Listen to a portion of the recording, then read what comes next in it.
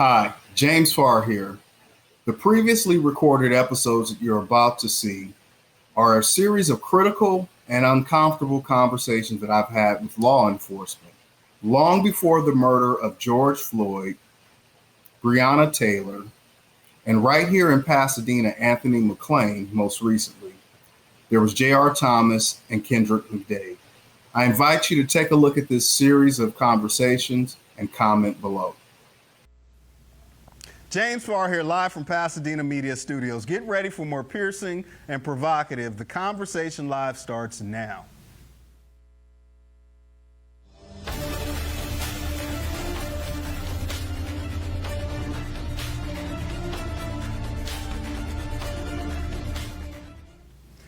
And welcome to another episode of The Conversation Live. The Conversation Live focuses on social justice, restorative justice, inclusion, and equality. Coming up today on The Conversation Live, we're going to have a critical and uncomfortable conversation. Civil rights attorney DaleGronemeier is in the seat today. We're going to unpack and discuss Pasadena Police Department, the use of force, some use of force incidents that resulted in death. We also want to take a look at RIPA and how they'll implement that. And then Dale has a very interesting background in the civil rights movement. We'll talk a little bit more about how he got sick and tired of being sick and tired. But let's first, Jared, let's roll up this first clip. November 9th incident involving 21-year-old motorist Christopher Ballou. Let's take a look at it and we'll talk to Dale on the other side. S-35, we're in a fight. Come on, bro. Give me your hands. Give me your hands. Give me your hands. Only on 9 tonight, an Altadena man is accusing 2 Pasadena police officers of lying after this violent arrest.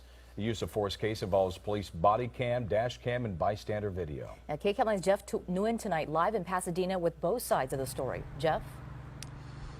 Susie and Jeff, the police department here says back in March, it pulled 2 of its officers from the field indefinitely. The department has released dash cam video as well as body cam video of the violent confrontation. But this lawsuit says that they do not match up with what the officers wrote in their police reports. I literally was back in the gurney for a little bit. 22-year-old Chris Ballou says vivid memories came rushing back after he saw photos of his bloody face and broken leg for the first time during our interview. Stop back like a dummy, dude. It stems from this violent arrest involving Pasadena police officers Larry Esparza and Zachary Lujan that was captured on multiple cameras last November following a traffic stop in which Ballou's car was missing a front license plate and had dark window tint. He's seen struggling with the officers over a police baton in which Ballou says he was trying to prevent them from hitting him, and he was never the aggressor. I'm blood in my eyes, man. In a recently amended lawsuit, Ballou claims the police reports are inconsistent with the videos. For instance, Esparza wrote, "Officer Lujan and I were able to use his momentum and pushed him to the ground, inadvertently causing his face to hit the cement." But the suit says Officer Lujan deliberately smashed Ballou's face into the asphalt. I feel as though the video speaks for itself. Civil rights attorney John Burton says his client was hit with strikes that were potentially lethal. The number of blows, the location of the blows are all misstated on the police report. The city of Pasadena sent us a statement saying, "We owe it to our residents and our public servants to thoroughly review the incident. It would not serve the public interest to engage in a back and forth in the media as a substitute for that review." Maybe this can serve as an example that you can't just do what you want to do. Chris Ballou was arrested for assault with a deadly weapon on peace officers. However, the district attorney's office declined to prosecute. The lawsuit against the police department as well as the city is expected to go to trial in April of next year. And welcome back. DaleGronemeier's in the seat. Dale, thank you so much for joining me. Welcome back to Pasadena. Good to be back. It's good to be back. You know, it's been a little bit quiet since you've been gone. That's what some people tell me. Yeah, you know, you come back full beard now. I looked and I said, he walks like Dale. Had a hat on, had glasses on, but something was certainly different. So again, you're back in town this week because you're being honored by POP, a Lifetime Achievement Award for some of the work that you've done, tireless work, champion work that you've done in terms of civil rights issues around police. But I wanted to kind of you're like a missing piece in kind of an episodic journey in terms of me from a journalistic standpoint of some of the stories that I've covered over the last 16, 18 months. And time didn't allow it. You were moving away, about to retire. You haven't retired yet, but you were moving away. And so I'm glad that we had this opportunity. We met around this case. You know, it was Baloo case. The yes, Baloo case. Absolutely.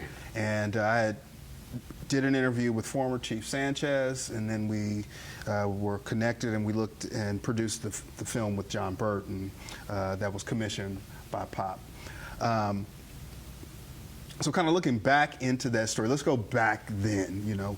What was going on then? What were you thinking? Because there was a lot of organizing happening, a lot of strategizing happening around the incident. Well, look, the reality is that there's a inevitable tendency of the police department and the power structure to circle the wagons, defend their officers, and dismiss the criticism of the bad apples. So Pop commissioned that video that you did and a second video in order to throw light on to the Baloo beating. So it was a piece of advocacy. It was an attempt to counter the kind of stuff that has been coming out of the police department. And to, in my view, the officers Lujan and Esparza should have been immediately put on administrative leave. Should have their actions were indefensible.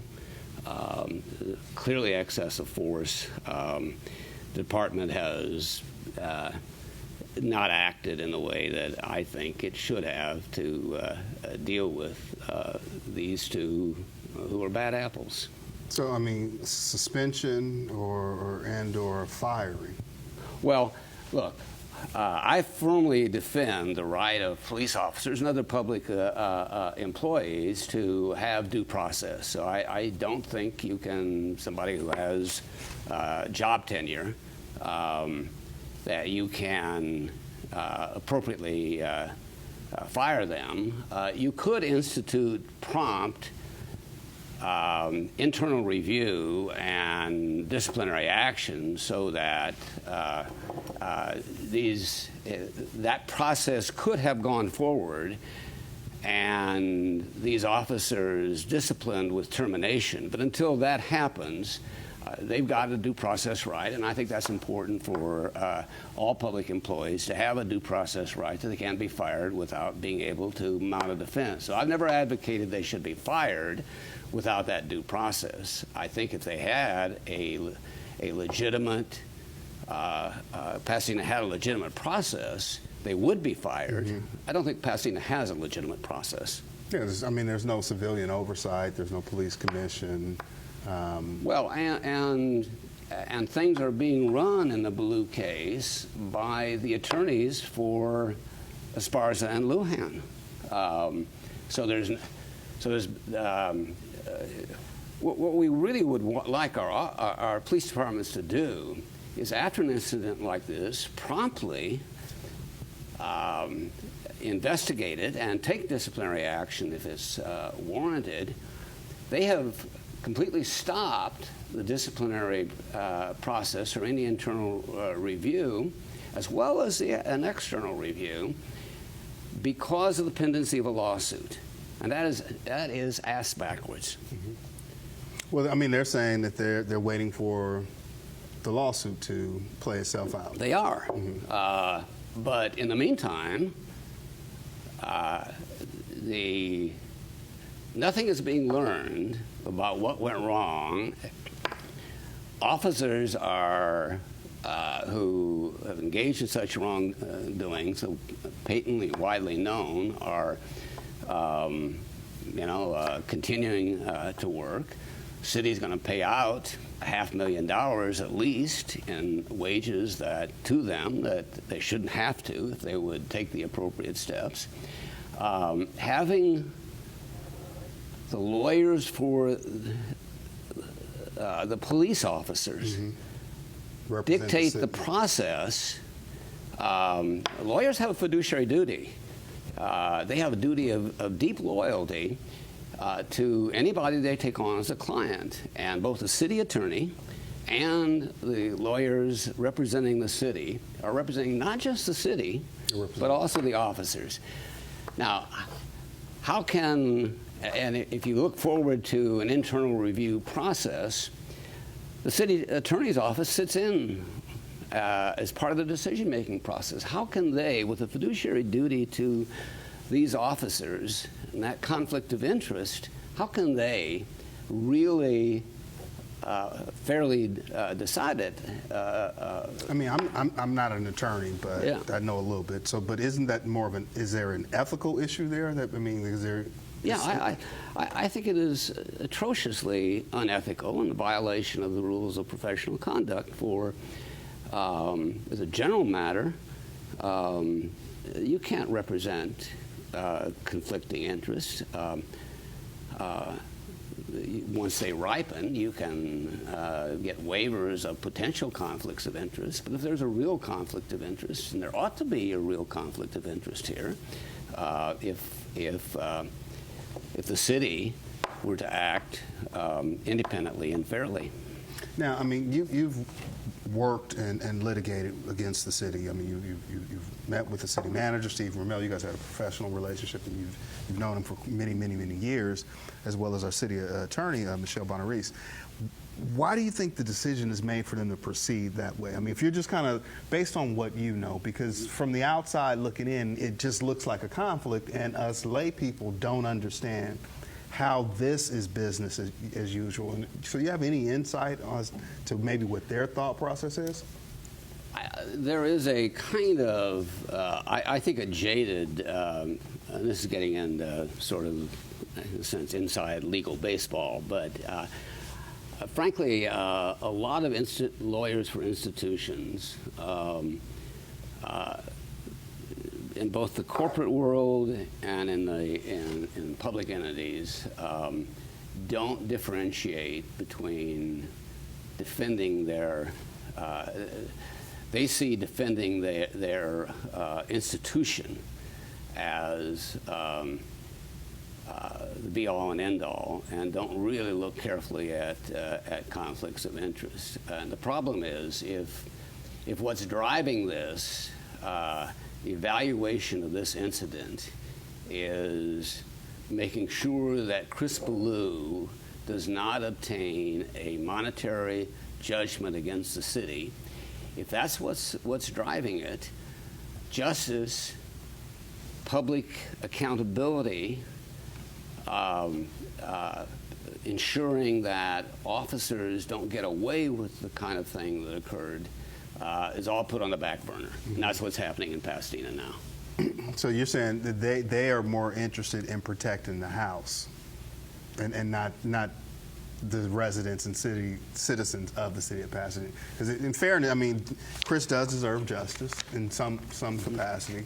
I mean, he obviously, when he was being interrogated by the sergeant who approved the arrest, the independent expert report that his lawyer commissioned even suggested that he should not have been arrested at all. But instead, he was allowed to. Let me check in. You're watching The Conversation Live. The Conversation Live focuses on social justice, restorative justice, inclusion, and equality. My guest today is civil rights attorney Dale Dale's back in town, and Dale's been very active with groups here in the city, from POP to CCOP. He's worked with NAACP. I mean, we can go on and on about Dale's resume. Very good article if you want to read a little bit more background on Dale in Pasadena Now today. Give you a little bit of background on him. The second thing I want to talk to you about, Dale, and this event actually happened just about a few weeks before the Ballou incident, was Reginald Thomas Jr. When responding officers came onto scene. Let's take a look at this clip, Jared, and then we'll talk with Dale on the other side of it. Deadly encounter with police in Pasadena. Protesters have been outside an apartment building after officers used a taser on a man, and he died in the scuffle. It happened near Orange Grove and Marengo. KCAL 9's Cara Finstrom is there live for us, and she's got some new information. Cara? Much sadness here, Sandra, and a lot of questions about how this man's life ended. Behind us, you can see there's a strong police presence here, a lot of family, a lot of friends who have been here since very early this morning. We do have some pictures we want to show you of the man who died. Family members tell us his name is Reginald Thomas, that he was 36 years old, and that he was a father of 8 children who was expecting his 9th child and had long battled mental illness. We want to let you listen now to the frustration expressed when police came out earlier this afternoon to talk with reporters. Clearly tensions are high. I understand. That's right. That's right. Black Lives Matters protesters also speaking out there. The sergeant says police came out here at about 2 this morning when they got a 911 call for help. Family and friends say this man had called police himself, that he was looking for help. We've also got some video of his expectant girlfriend who was too upset to speak on camera. Police say when 6 officers showed up here at the apartment this morning, the man had a knife and a fire extinguisher, and that somehow everything escalated with officers shooting the taser and then using physical force to restrain him before he died. Police say 2 of the officers were also injured and that there were 2 other people in the home when all of this happened. We spoke with a cousin of the man who says he has many questions. I was raised with him all my whole life, and he's had issues most of his life, but the police are very aware, especially the Pasadena police, are very aware of the type of person that they're dealing with. My questions were, if they had a special unit to deal with a guy with a medical condition that he has, and does that unit work all night? And officers here said they did try to perform CPR on that man to try and save his life. They did ask everyone here, a lot of tension out here this morning, to be patient. They say they are just beginning their investigation and will be looking into this fully. And welcome back, man. It's tough still watching this stuff. I mean, I was there for 12 hours that day, and some things you just can't unsee and can't unexperience. But de-escalation. I mean, now we have the bill that just passed that the Assemblywoman Weber out of San Diego pushed through in terms of requiring officers to de-escalate first. When we look at what happened on that night, when officers arrived on scene and they knew who they were contacting, they had prior history with him. How is it, is it just the culture at that time that officers weren't de-escalating? I mean, how is it that we end up in this situation? Black lives often don't matter, is the practical reality. J.R. Thomas was really tragic. He was seeking, he had called the police. And I think the leadership now of Chief Perez recognize the need for de-escalation, more de-escalation training. But it's a slow process. Getting what has historically been a macho culture, a white culture. A culture with a lot of racism in it, and that's not to knock cops. They do a tough job. Society, we community give them a tough job to do. I've always argued they're entitled to good compensation, to retirement. I've gone down to City Hall to support pay raises for them, but we've got a long way to go to get a more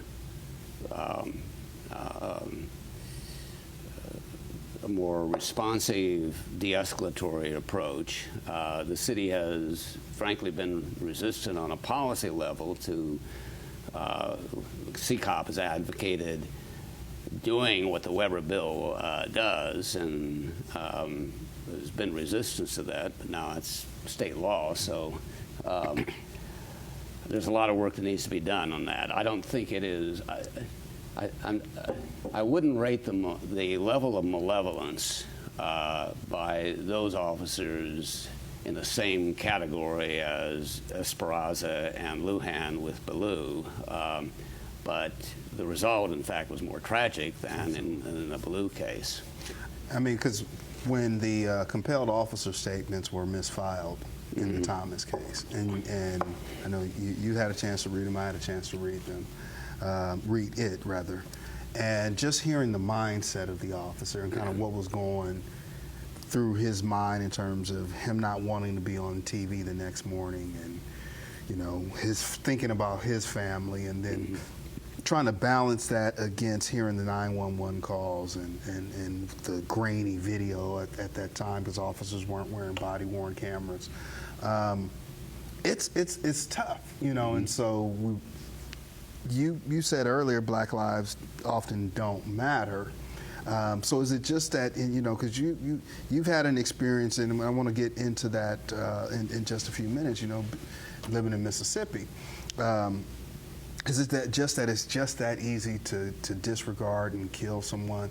Because even though they may have a mental health issue, is that just the reality of it, or? Well, that's, you know, I mean, that's America. That's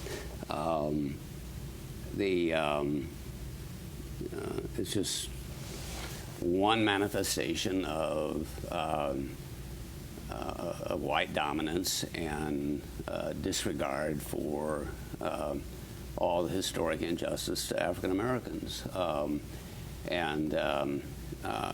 It's not an accident that it is young black men who are characteristically being the ones who are the victims of the police.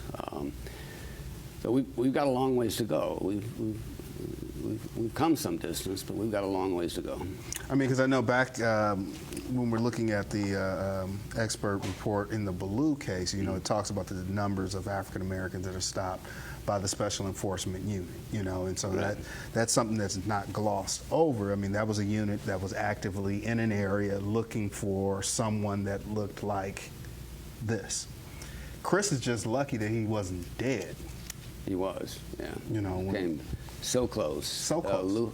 Lujan had his, or actually, Esparza, I guess it was, had his finger on the trigger. Lujan intervened, and as John Burton has said oftentimes, police are taught if you pull the gun, and not so much pull the gun, but you put your finger on the trigger, you need to intend to shoot. So it's pretty clear that Esparza was going to shoot. Fortunately, Lujan crossed the path and he put the gun away. I thought we'd have time to discuss RIPA, and I'll do that in another segment. Let me bring up this next package because I want to look a little bit into your background. You haven't always been in Pasadena and rebel rousing over on Garfield. At some point, you spent some time with the woman who famously said she was sick and tired of being sick and tired. So let's go ahead and roll in this last clip, Jared, and then we'll talk with talk with Dale on the other side of it and his experience with Miss Fannie Lou Hamer.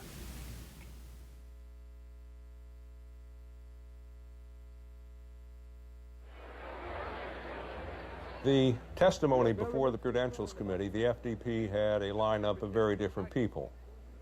They had Rita Schwerner, the widow of Mickey, who had been killed in Neshoba County. They had Martin Luther King. Everybody knew King. The seating of the delegation from the Mississippi Freedom Democratic Party has political and moral significance far beyond the borders of Mississippi or the halls of this convention. But the highlight of the testimony was that of Fannie Lou Hamer. The sharecropper who had been evicted from her plantation had come to symbolize the Mississippi movement. Mr. Chairman, and to the Credentials Committee, it was the 31st of August in 1962 that 18 of us traveled 26 miles to the county courthouse in Indianola to try to register to become first-class citizens. We was met in Indianola by policemen. The president, Lyndon Johnson, he's not afraid of Martin Luther King's testimony. He's afraid of Fannie Lou Hamer's testimony. And so he decides that the country should not see her testify live. Johnson is in the White House, and he convened an impromptu press conference. We will return to this scene in a... Yeah. Welcome back. Fannie Lou Hamer. Yes. I understand that you actually were like security, like a bodyguard for her. You protected her. I did one evening. I went to Mississippi in 1964 for Freedom Summer. I was the communications director and security for the Ruleville project. We had about 15 volunteers working for SNCC to register voters and to run Freedom Summer schools. So Fannie Lou Hamer was from Ruleville. She didn't spend most of the summer there because she was a leading spokesperson for SNCC and for the Mississippi Summer Project. But about halfway through the summer, SNCC made the decision. It was, would have been done by probably Stokely Carmichael and Julian Bond, that I should move and live in their home to give them greater protection. And while I was in that position, living in Fannie Lou Hamer's home, we got a word from SNCC that they had gotten information from the FBI that there was going to be an assassination attempt on Mrs. Hamer. It happened that Miss Hamer was home. We moved her to another house, and Lynn Edwards and I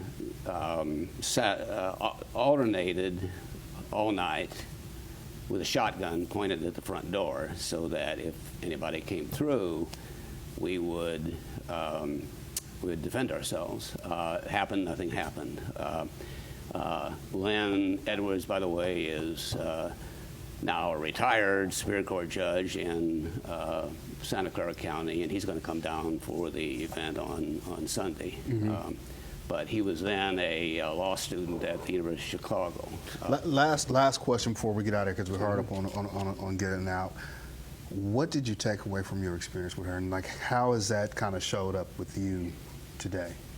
I was certainly anti-racist, very committed to the civil rights movement, but a lot of it was an intellectual commitment, and living with people like Fannie Lou Hamer, poor people, and they had the courage to fight racism, was an inspiration for my life. DaleGronemeier has been my guest again. Thank you so much, Dale. Congratulations on the Lifetime Achievement Award. Thank you for mentoring many of us here in the community. Till we have another opportunity to check in with you, as always, Agape. Mm-hmm.